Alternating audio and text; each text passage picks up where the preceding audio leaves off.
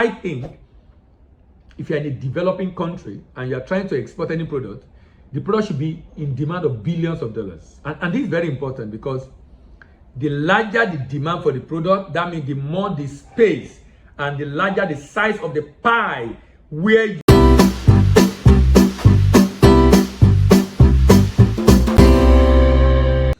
Good day, my name is Dele Ayimibo, and you're welcome to another edition of Sharing Trade Information on DBA TV. In today's video, I'll be talking about part 2 of what to consider before deciding on products to export. What to consider before deciding on the product to export.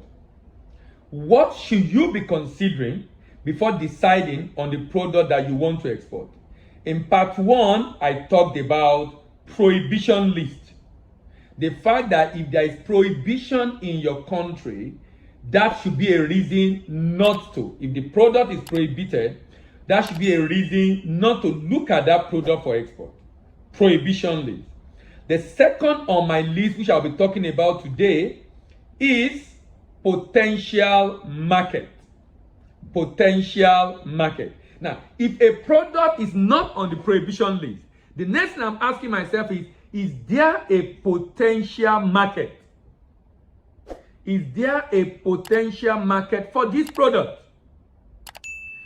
If I do not know how to actually source or look for whether potential market exists or not, that's a sign that I'm not ready for export. You should know exactly what you need to do to be able to ascertain, is there a potential market? If you look at my back, you will see the some of the material that we have designed to help you know how to find buyers. And in finding buyer, you will also learn how to find the potential market. Where exactly can the product be found? I mean, where exactly do you have buyers for the product? Where exactly do you have buyer for the product? So potential market. This is to help you not to waste your time. Like I talk in the first part, I talk about people that are interested, that heard that they can do 100% in bitter cola. They are not even asking, is there a market for it? If there is no market, I mean, if there is no demand, or in some cases the demand is very small, I think if you're in a developing country and you're trying to export any product, the product should be in demand of billions of dollars. And this is very important because the larger the demand for the product, that means the more the space and the larger the size of the pie where you can get your own from and take a slice of the pie. But if there are no market, or there are very few market, 100,000, 100 million, $500 million, not $1 billion, I think the market is too tight. My opinion, I think the market is too tight. And because the market is too tight, this is not something you should look at. This is not something you should look at. So in my opinion, I am of the opinion that you should look seriously at the potential of this product in the export market. Is there a demand for it? Is there a demand for it? And which market do we have demand for it? And what is the volume of demand for this product in that market or globally? So potential should be what you should look at. So you can be thinking of how you can now strategize and get a significant side of the pie. That way, your effort will not be wasted. You won't be putting a lot of effort in and not getting the kind of result you are looking at. So, number 1, prohibition list. You are deciding you are a new entrant in the export business.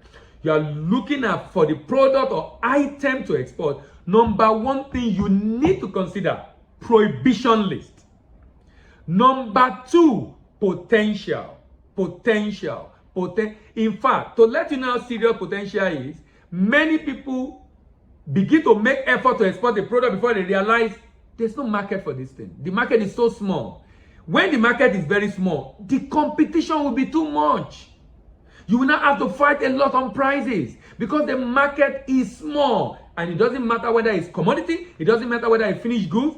You should be looking for product that has a huge demand. And indeed, there are many products with huge demand. So why do you want to constrain your process yourself to a product with a very small demand around the world? As this particular episode of Sharing Trade on DBA TV been of immense benefit to you, then share the video with your friends who might be interested and click on the subscribe button. You want to get to know when we upload a new video, that is the part 3 of this video, then click on the notification bell. And of course, subscribe to our channel to join our community and drop your question in the comment below.